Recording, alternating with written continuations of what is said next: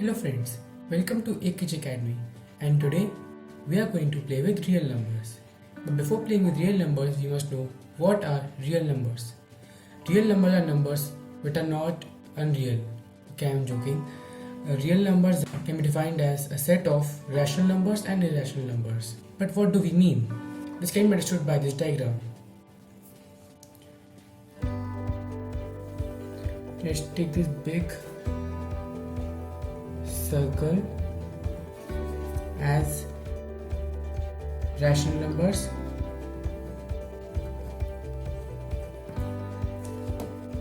which you have probably learned in 8th class, and irrational numbers.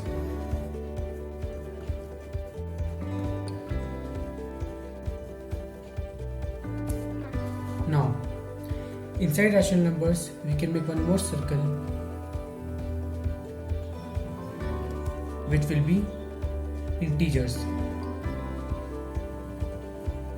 So we can say rational numbers and irrational numbers are separate numbers, and integers comes within rational numbers. So it is a subset of rational numbers, and inside integers we get whole number, and inside whole number we get natural numbers. So we have probably read about natural numbers, whole numbers, integers, rational number and irrational number in our 9th class also. So natural numbers example can be 1, 2 and so on up to infinity, but not 0.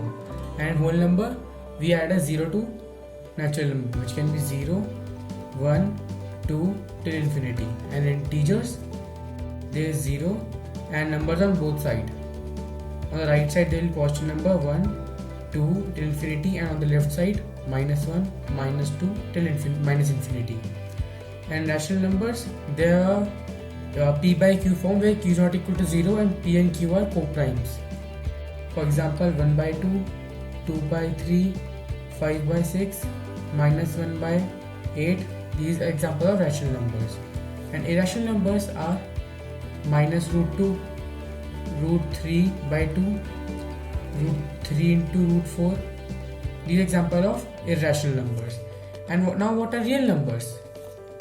Both rational numbers and irrational numbers are a subset of real numbers. So all of this come inside real numbers. So till now whatever we have read in mathematics about rational numbers, irrational numbers, integers, whole numbers, natural numbers, all of this come inside this one big square called real numbers. So now let's start with the proofs which are given in our class 10th NCERT book. Now first proof will be root a is a irrational number. First we will use a contradiction method. Let's assume that root a is rational, and here obviously a belongs to prime numbers. Since root is irrational, we can equate it to p by q form. Here we know that q is not equal to 0, and we also know that q and p are co-primes.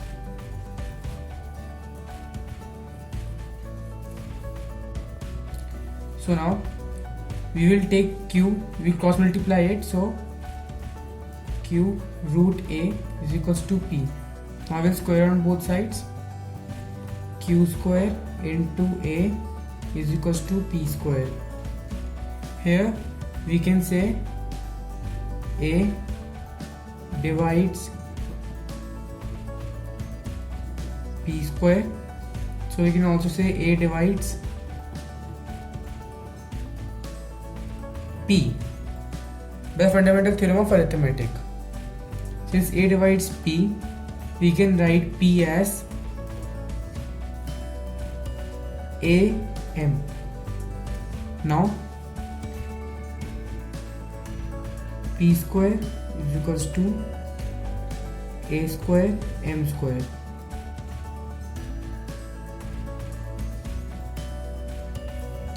p square also equals to q square a is equals to now a square m square. Now we'll cut this, we will get q square is equals to a m square. Now here we can say a divides q square, a divides q, the fundamental theorem of arithmetic.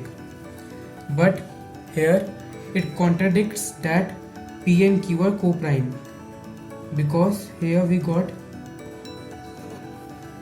a divides p and a divides q, but we also know that p and q are co-primes.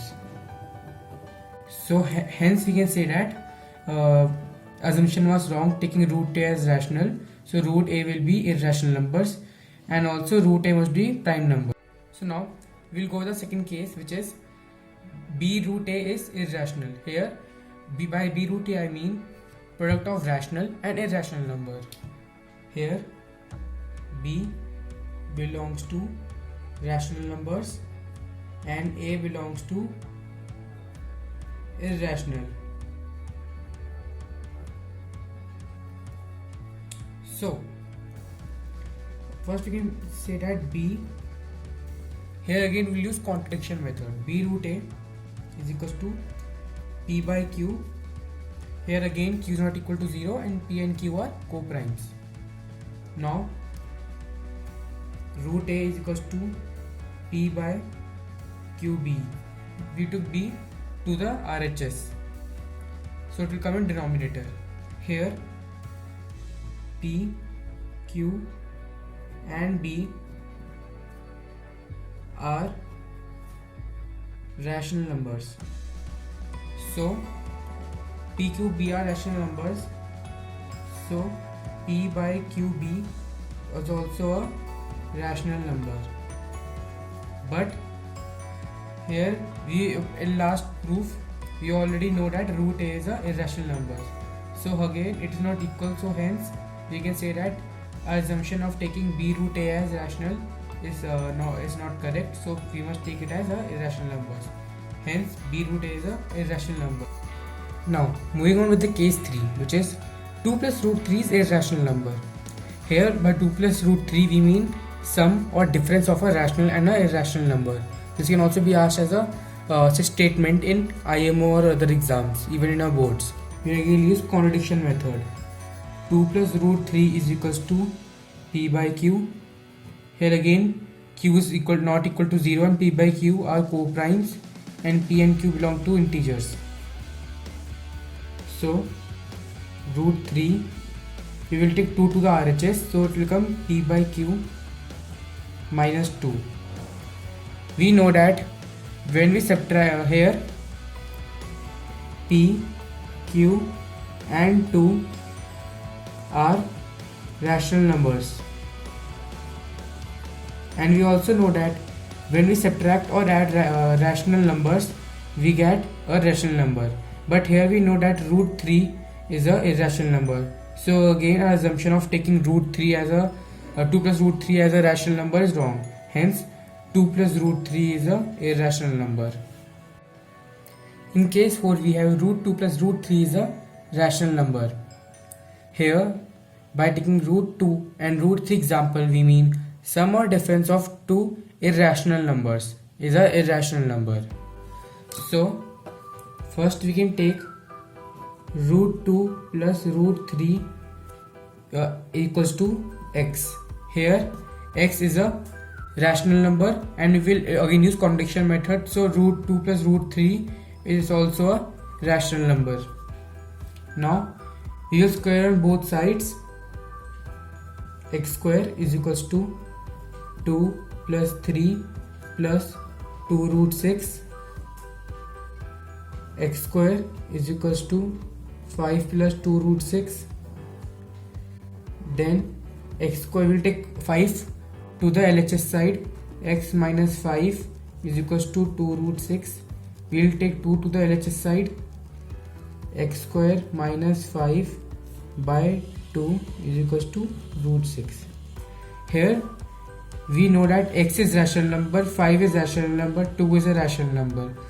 So our LHS is a rational number. But here on our right hand side, root 6 is an irrational number. Since our assumption is wrong about taking root 2 plus root 3 as a rational number, because we know that root 6 is an irrational number and x square minus 5 by 2 is a rational number. Hence, we can say that root 2 plus root 3 is a irrational number, and assumption was wrong taking it as a rational number.